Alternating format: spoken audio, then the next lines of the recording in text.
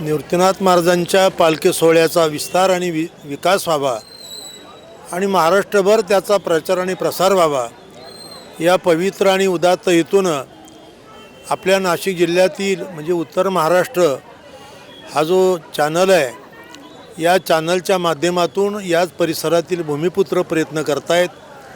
त्याच्यामुळे या पालखी सोहळ्यामध्ये काही उणिवा राहतील, त्रुट्या राहतील, त्याचंही शासनाला चांगलं मार्गदर्शन होईल। आज शासनसुद्धा कटिबद्ध झाले वारकऱ्यांच्या सुविधेकरता।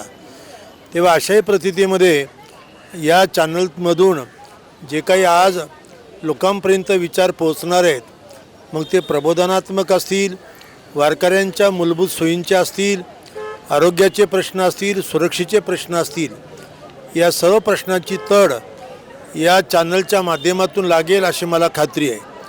आताच मी त्या चॅनलच्या सर्व टीमचा विचार जाणून घेतला, मनोगत जाणून घेतलं की त्यांना अतिशय उत्तम रीतीने हा पालखी सोहळा व्हावा, सुसंबद्ध व्हावा अशी सद्भावना आहेत आणि या सद्भावनेला आपण सर्वांनी प्रतिसाद देणं हे आपलं कर्तव्य आहे।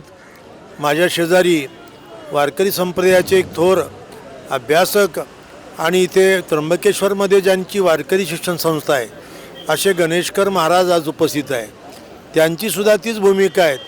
तेव्हा आज संस्थान, त्यानंतर वहिवाटदार आणि मानकरी आणि वारकरी या सर्वांनी अनवर्त ठेवून, समन्वय ठेवून पालखी सोहळ्यामधल्या सर्व भूमिका बजावल्या पाहिजे आणि ही महत्त्वाची बाब आहे। आणि जर ते एकमेकाविषयी समन्वय जर त्यांनी ठेवला नाही तर हा पालखी सोहळा वाढण्याची अजिबात शक्यता नाही। सुदैवानं आज वारकऱ्यांचा मोठा सहभाग या पालखी सोहळ्यात आलेला आहे। आळंदीला न जाता, देहूला न जाता किंवा अन्यत्र पालखीमध्ये किंवा इतर याच्यात न जाता आज नाशिक जिल्ह्यातील तमाम वारकरी फार मोठ्या आशेनं, फार मोठ्या उत्साहाने, उत्कटतेनं निवृत्तीनाथ महाराजांच्या सोहळ्यामध्ये सहभागी झालेले आहेत। तेव्हा मी महाराष्ट्र शासनातील सर्व जे काही प्राधिकृत अधिकारी असतील त्यांना विनंती करतो की आपण या माऊलीप्रमाणे तुकारामांच्या पालखी सोहळ्यातील मूलभूत सुविधेप्रमाणे याही इथे उपलब्धी आपण करून दिली पाहिजे। आज पालखी सोहळा प्रमुख असतील, संस्थांचे अध्यक्ष असतील, पदाधिकारी असतील, विश्वस्त असतील, त्यांनीसुद्धा काळजी त्याची घेतली पाहिजे। ते घेत आहेत त्याबद्दल काय आमचा प्रतिवाद करायचं कारण नाही, पण आणखी त्यांनी सतर्क राहिलं पाहिजे, सदक्ष राहिलं पाहिजे असं आम्हाला वाटतं। त्याहीबरोबर ज्या काही आरोग्य सेवा देणाऱ्या संस्था आहेत त्यांनीसुद्धा काळजीपूर्वक वारकऱ्यांना वेळोवेळी तपासलं पाहिजे, त्यांना औषधं दिली पाहिजे, त्यांच्या गोष्टी पाहिल्या पाहिजे।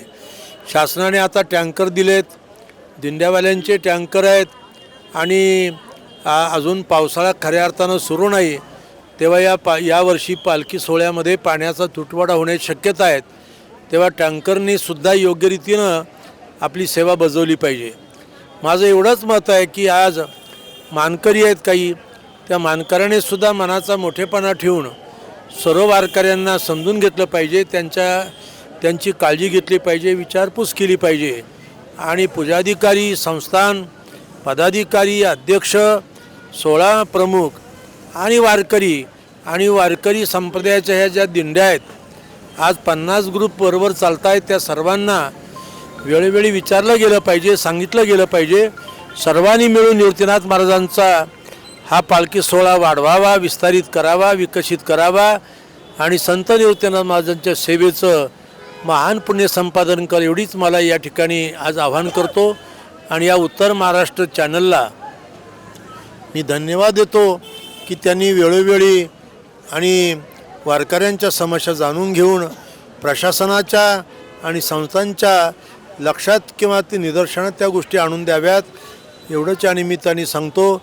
आणि या चॅनलला त्यांच्या एकूण कार्याकरता मी शुभेच्छा आणि शुभाशीर्वाद देतो। याची देही याची डोळा, अनुभवूया निवृत्तीनाथांच्या संगे पांडुरंगाचा सोहळा। उत्तर महाराष्ट्र न्यूज नेटवर्क प्रस्तुत आनंदवारी। श्री क्षेत्र त्र्यंबकेश्वर ते श्री क्षेत्र पंढरपूर, दररोज फक्त आपल्या उत्तर महाराष्ट्र न्यूज नेटवर्कवर।